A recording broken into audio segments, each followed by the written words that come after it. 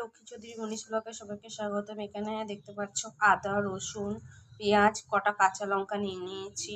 এখানে গিলে মেটেগুলোকে আমি ধুয়ে পরিষ্কার করে রেখে দিয়েছি। এখানে আমি কিছু পেঁয়াজ কুচি নিয়েছি, আলু কেটে নিয়েছি। এখানে জিরে, ধনে, লঙ্কা, হলুদ গুঁড়ো দিয়ে ভিজিয়ে রেখে দিয়েছি। আর এখানে একটু মশলা নিয়ে রেখে দিয়েছি। তো এবার এটা আমি মিক্সিতে গ্রেট করে নেবো। তেলটা আমি দিয়ে দিয়েছি। আমি কিন্তু সাদা তেলে রান্না করছি। তো তেলটা গরম হয়ে গেছে। এবারে আমি এখানে নুন হলুদ দিয়ে মাখিয়ে রেখেছি আলুগুলোকে। এই আলুগুলোকে আমি তেল এক এক করে দিয়ে দেবো। তো এক এক করে তেলের ভেতরে আমি আলুগুলোকে দিয়ে দিচ্ছি।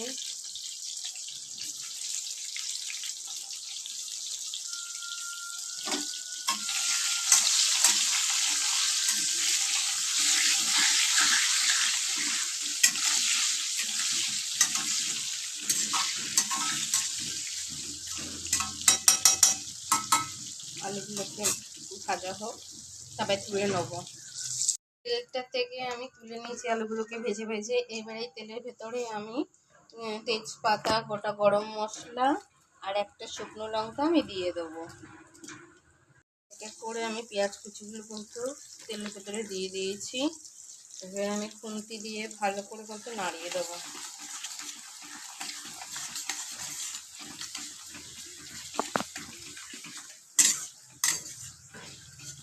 দিয়ে এটা বেশ লাল লাল করে একটু ভাজা হবে।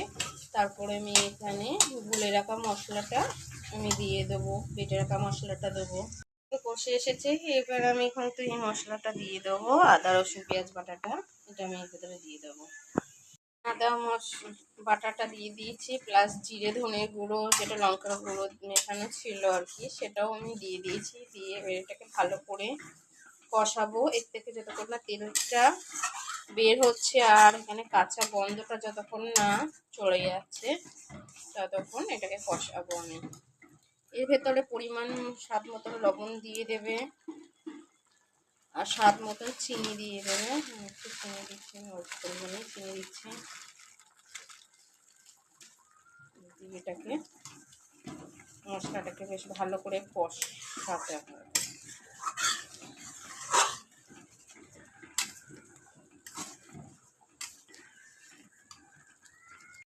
মশলা থেকে কিন্তু তেল ছাড়তে শুরু করে দিয়েছে। এবারে আমি কেটে রাখা আলু, ভেজে রাখা আলুগুলো আর গেলে মেটে ধুয়ে পরিষ্কার করে রেখেছি, সেটা আমি দিয়ে কষাবো। ভাজা আলু আর গিলামেটাগুলো দিয়ে মশলার সাথে ভালো করে মিশিয়ে এইভাবেই নাড়াচাড়া করে আমি এবারে ঢেকে দেবো। ঢেকে দিলে এর থেকে অলরেডি জল বেরোবে কিছুটা। আস্তে আস্তে ঢেকে ঢেকে রান্নাটা করতে হবে, তাহলে টেস্ট হবে ভীষণ।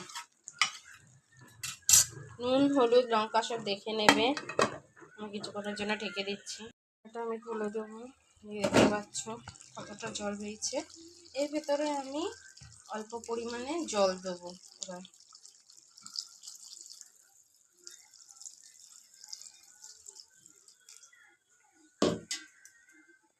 এবারে ভালো করে নেড়ে আমি এটাকে আবার ঢেকে দেবো। ঢাকনাটা আমি তুলে দেখবো রান্নাটা কতদূর হয়েছে। দেখো গাঢ় হয়ে গেছে মধ্যে ঝোলটা। এবার এখানে আমি ঘি দিয়ে দেবো। ঘিটা দিলে কি টেস্টটা খুব ভালো লাগে, গন্ধটাও ভালো লাগে, এই জন্য ঘিটা দিচ্ছি। আর এখানে আমি কিছুটা গরম মশলা দিয়ে দিচ্ছি।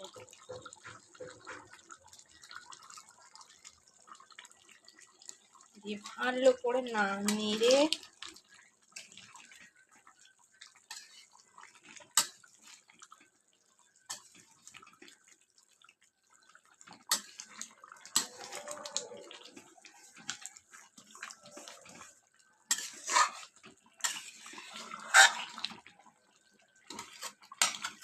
এবারে আমি একটু ঢেকে দেবো। আর 5 মিনিট মতন ঢেকে দিলে আমার রান্নাটা কমপ্লিট হয়ে যাবে। রান্নাটা করতে আমি তুলে দিচ্ছি। দেখো কতটা করে গাঢ় হয়ে গেছে। এটা রুটির সাথে, পরোটার সাথে, ভাতের সাথেও ভালো লাগবে খেতে। আমার রান্নাটা কমপ্লিট হয়ে গেছে। এবারে আমি নামিয়ে নেব। আমার চ্যানেলটি ভালো লাগলে প্লিজ সাবস্ক্রাইব করো, পাশে থেকো, আর নিজেরাও ভালো থেকো, সুস্থ থেকো। এখানে ভিডিওটা শেষ করছি। Tata bye bye.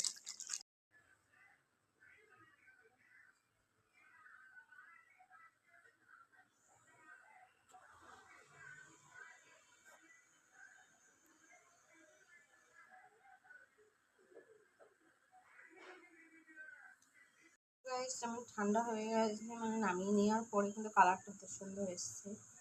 তোমরা কিন্তু এরকমভাবে রান্না করলে এরকমই হবে। তো আমার চ্যানেলটি ভালো লাগলে সাবস্ক্রাইব করো। টাটা বাই বাই, সবাই ভালো থেকো।